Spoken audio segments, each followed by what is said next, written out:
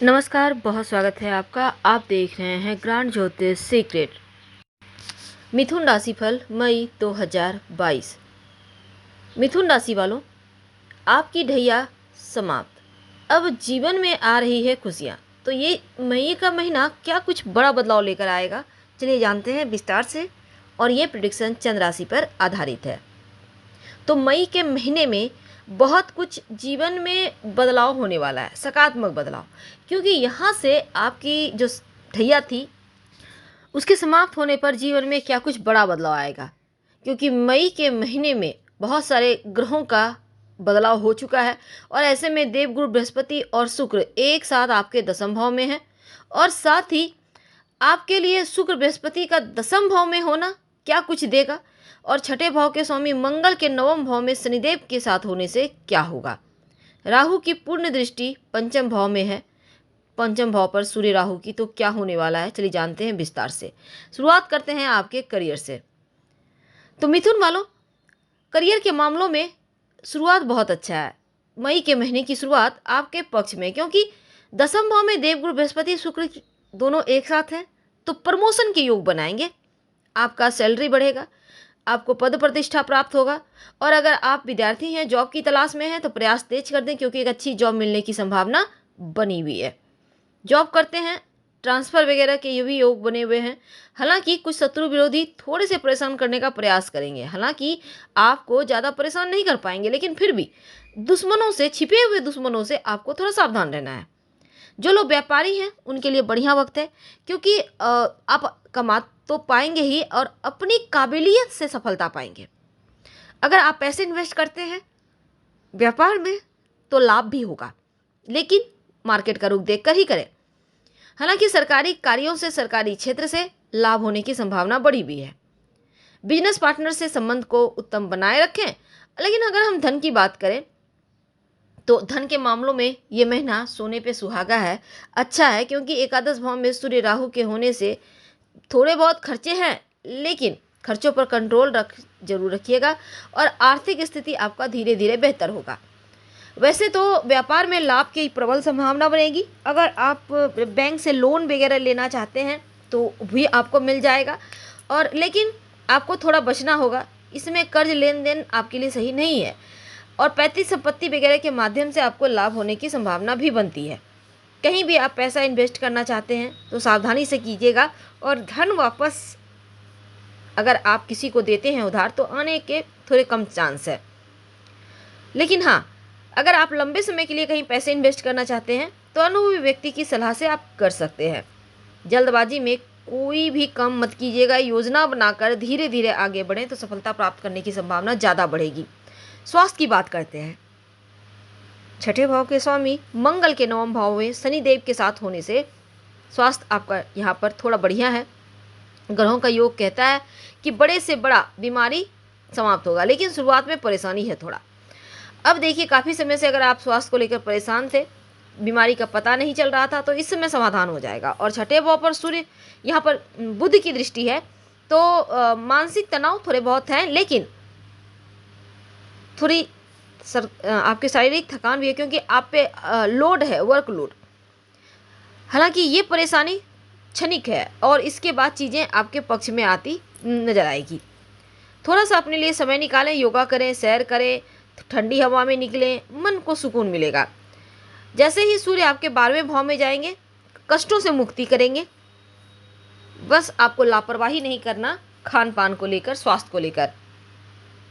प्रेम और वैवाहिक जीवन की अगर बात करें तो पंचम भाव पर सूर्य और राहु की पूर्ण दृष्टि है, तो छोटी मोटी विवाद करवाएगा शुरुआत में। तो नकारात्मक बातों से बचें, कुछ भी बोलने से बचें और नकारात्मक सोच से भी बचें। संभव हो तो इसमें थोड़ा कम मिले, लेकिन एक दूसरे पर भरोसा बनाए रखें, संदेह ना करें, और किसी बाहरी व्यक्ति के कारण आपके रिश्ते में दरार ना आ जाए इसका ध्यान रखें। अपने प्यार पर भरोसा बनाए रखें।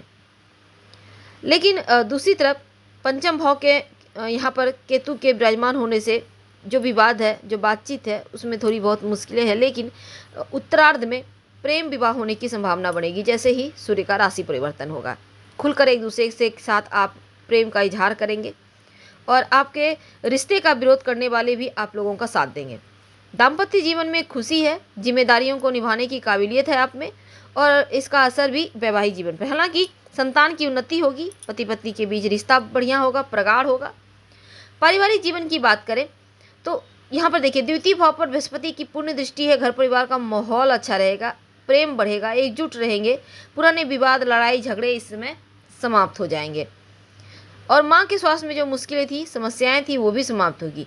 घर के बड़े बुजुर्ग भी आपका सपोर्ट करेंगे और बड़ों की सलाह से कोई काम करते हैं तो बिगड़े कार्य बन जाएंगे।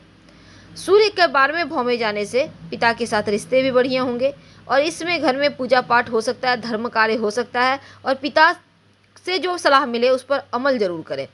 कोशिश करें कि कटु वाणी किसी के लिए ना बोलें, धैर्य रखें, रिश्ते बढ़िया रहेंगे वरना उलझ जाएंगे। भगवान सूर्य को रोज सुबह 1 लोटा जल जरूर अर्पित कीजिए और ओम आदित्याय नमः का जप कर सकते हैं या गायत्री मंत्र 27 बार पढ़िए। अपने राशि के स्वामी को मजबूत करने के लिए आप बुधवार के दिन गणेश जी को दुर्वा घास अर्पित करें तो उत्तम होगा। तो यहाँ से आपकी ढैया वो समाप्त हो रहे हैं और शनिदेव आपके 9वें भाव यानी भाग्य भाव में पहुँचेंगे। तो मई के महीने में जब भाग्य भाव में रहेंगे तब थोड़ा सा आपको जो विद्यार्थी हैं खासकर पढ़ाई लिखाई की तरफ झुकाव तो होगा, पर अपने पिता के स्वास्थ्य का थोड़ा ध्यान रखिएगा।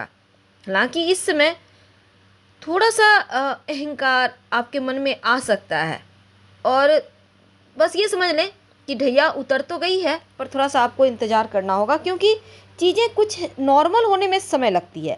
लेकिन घबराइए मत, क्योंकि इस महीने आपके जो केतु देव हैं 5वें भाव में हैं, शनिदेव मंगल आपके 9वें भाव में है, शुक्र गुरु 10वें भाव में, सूर्य चंद्रमा राहु 11वें भाव में और बुध 12वें भाव में भ्रमण करेंगे।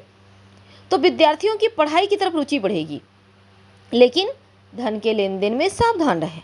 किसी पर भी जरूरत से ज़्यादा भरोसा ना करें और उधार देन लेन तो बिल्कुल भी ना करें। अगर आप व्यापारी हैं तो यात्राएं हो सकती हैं, लेकिन दूसरी तरफ सरकारी चीज़ों से थोड़ी परेशानी दिखती है, इसलिए संयम रखिएगा। जॉब करते हैं तो यहाँ पर प्रमोशन होने के योग बने हुए हैं। संतान से सुखद सहयोग मिलेगा, संतान आपके साथ बेहतर तरीके से पेश आएगा और इस समय आप अगर कोई नया काम करना चाहते हैं बेझिझक कीजिए क्योंकि सफलता मिलेगी, योजनाएं सफल होंगी, आपके प्रयासों से सफलता प्राप्त होगी और जो भी विवाद है, मुकदमा है, वो आपके पक्ष में आने के भी योग हैं। बस आपको क्रोध से बचना होगा और चंद्र जो है ना वो आपको बेहतर सफलता भी दिलवाएगा। लेकिन अगर हम दूसरी तरफ बात करें, किसी भी तरह का किसी बात का बहस या मुद्दा ना बनने दें और थोड़ी बहुत जो ग्रहों की स्थिति कहती है कि वो आपको प्रशंसा तो दिलवाएगा, आपका काम भी समय पर पूरा होगा। व्यापारी हैं तो किसी भी तरह का रिस्क ना लें, ये समय रिस्क लेने का नहीं है। तो इस महीने में थोड़ी व्यक्त की भागदौड़ है, थोड़े खर्चे हैं, थोड़ा बहुत तनाव है, थोड़ी चिंताएं हैं, लेकिन आप अपने व्यवसाय में सफलता पाएंगे। संतान को लेकर जो चिंता थी हल्की फुल्की है, लेकिन वो फिर भी समाप्त होगी और किसी बीमारी के कारण थोड़ा हॉस्पिटल खर्चा दिखता है।